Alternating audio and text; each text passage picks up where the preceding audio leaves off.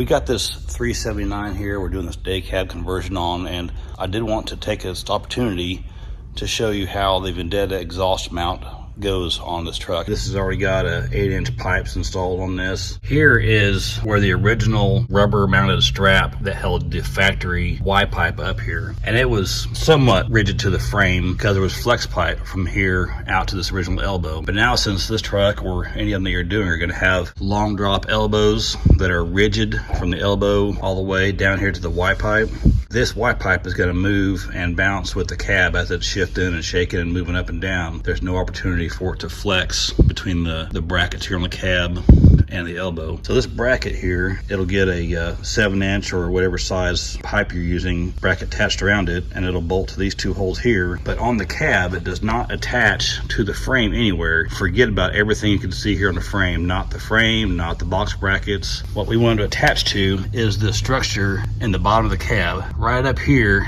which this hole is already existing in here between the frame and the air tank. And that's where we're going to have a bolt coming through the bracket, going through a bushing that they're using as a spacer, and it'll go up through that hole right there. And like I said, this used to be a sleeper truck, so there are air conditioner lines if you have a sleeper truck that run across that point.